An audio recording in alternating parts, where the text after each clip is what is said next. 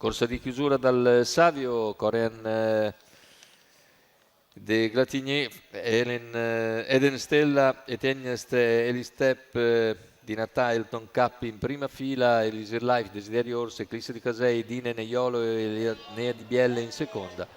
E l'errore intanto di Elistep. Numero 4 Elistep squalificato, numero 3 Eteniest squalificato. Anche Teniest squalificato oltre a Elistep, ed è così Dinatà che numero 1 Korean de Glatigné squalificato. Di Elton Cup che si accoda poi in seconda posizione, parte all'attacco Eclisse di Casei che va su Dinatà, l'impegna numero 8 Desiderio Orso riesce a squalificato. sfilare, e quindi nuova leader Eclisse di Casei che in 400 metri in 33 dalla seconda fila riesce a sfilare su Dinatà ed Elton Cup che seguono alla corda.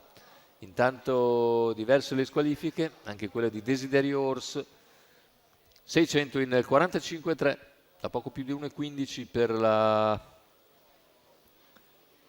per Eclisse di Casei che si trascina sempre Dinatà un paio di lunghezze, mette al largo, cerca di progredire Eiolo.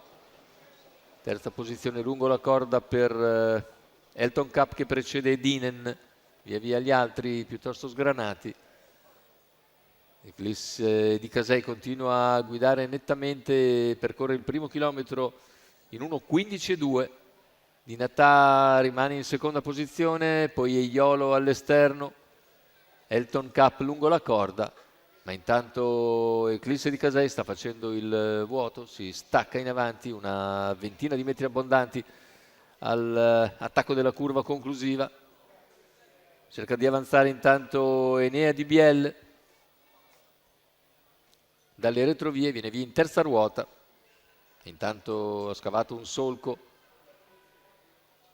Eclisse di Casei fra sé e gli avversari e viene a vincere dominando letteralmente questa settima e conclusiva corsa.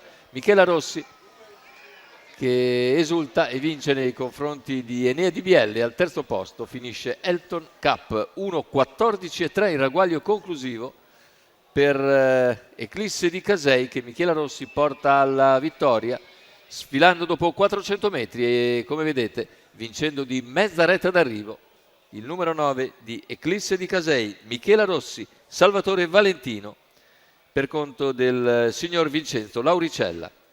È tutto per questo convegno di corse dal Ippodromo del Savio e vi ricordo l'appuntamento massimo della stagione che è per domani sera con la disputa del campionato europeo 2025.